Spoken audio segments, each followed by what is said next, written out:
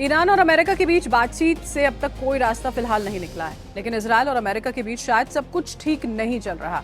ये हम नहीं कह रहे हैं, बल्कि मीडिया रिपोर्ट्स इस बात की तस्दीक करती हैं। ईरान के साथ शांति वार्ता पर चल रही बातचीत के दौरान डोनाल्ड ट्रंप ने इजरायल के प्रधानमंत्री बेंजामिन नेतन्याहू को बातचीत की पूरी प्रक्रिया से बाहर कर दिया है। द न्यूयॉर्क टाइम्स की माने तो अमेरिकी राष्ट्रपति डोनाल्ड ट्रंप ईरान के मामले में प्रधानमंत्री बेंजामिन नेतन्याहू को किनारे कर रहे हैं। दो इजरायली रक्षा अधिकारियों का हवाला देते हुए न्यूयॉर्क टाइम्स ने कहा है कि अमेरिका और ईरान के बीच चल रही बातचीत में इजरायल लगभग पूरी तरह से बाहर है। अधिकारियों के मुताबिक इजरायल को शांति वार्ता के बारे में जानकारी हासिल करने के लिए दूसरे किसी और का सहारा लेना पड़ रहा है, जिनमें दूसरे राजनयिक संपर्क और ईरान के भीतर मौजूद खुफिया सूत्र शामिल हैं। ये रिपोर्ट पिछले हफ्ते आई एक्सियोस की एक रिपोर्ट के बाद आई है, जिनमें एक अमेरिकी सूत्र के हवाले से कहा गया कि ईरान वार्ता के विषय पर ट्रंप के साथ फोन पर बातचीत के बाद नेतन्याहू बेहद गुस्से में थे। एक्सियोस के मुताबिक ट्रंप ने मंगलवार को नेतन्याहू को फोन कर एक लेटर ऑफ इंटेंट पर चर्चा की, जिससे मध्यस्थ युद्ध को समाप्त करने और 1 महीने तक चलने वाली बातचीत की अवधि शुरू करने के लिए तैयार कर रहे थे। और इसीलिए सवाल यह है कि क्या वो पाकिस्तान है जिसने डोनाल्ड ट्रंप से इस वार्ता से इजरायल को दूर रखने को कहा था।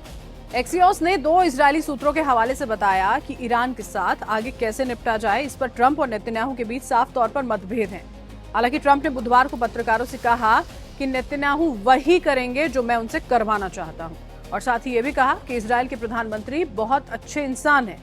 वहीं राष्ट्रपति डोनाल्ड ट्रंप ने शनिवार को कहा कि अमेरिका और ईरान के बीच एक व्यापक समझौता काफी हद तक तय हो गया है और स्ट्रैट ऑफ हॉर्मूज को फिर से खोल दिया जाएगा।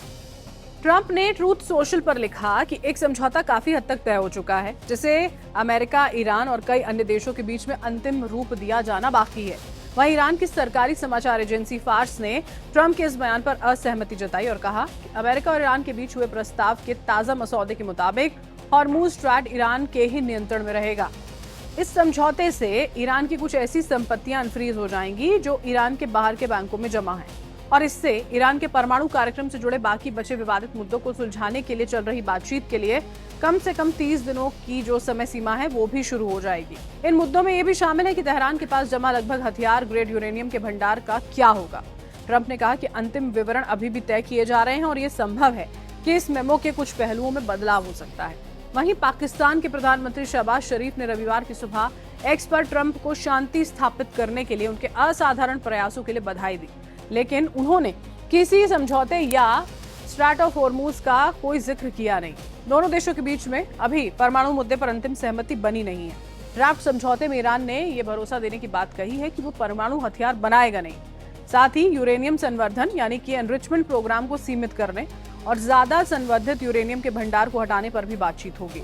न्यूयॉर्क टाइम्स की रिपोर्ट के मुताबिक ईरान ने प्रस्तावित समझौते के तहत हाईली एनरिच्ड यूरेनियम के भंडार को हटाने पर सहमति जताई। ईरान के पास 440 किलो संवर्धित यूरेनियम है। हालांकि ईरान ने अमेरिका को यूरेनियम सौंपने से साफ तौर पर इनकार कर दिया है। इस ड्राफ्ट डील में लेबनान में इजरायल और हिजबुल्लाह के बीच संघर्ष खत्म करने की बात भी शामिल है। इजरायली प्रधानमंत्री बेंजामिन नेतन्याहू ने इस पर चिंता जाहिर की। हालांकि अमेरिकी अधिकारियों का कहना है कि अगर हिजबुल्लाह दोबारा हमला करता है या फिर हथियार जमा करता है तो इजरायल कार्रवाई कर सकेगा। अमेरिकी राष्ट्रपति डोनाल्ड ट्रंप ने शनिवार को कई अरब और मुस्लिम देशों के नेताओं के साथ कॉन्फ्रेंस कॉल पर इस समझौते को लेकर चर्चा भी की। सूत्रों के मुताबिक सभी नेताओं ने इस डील का समर्थन किया है।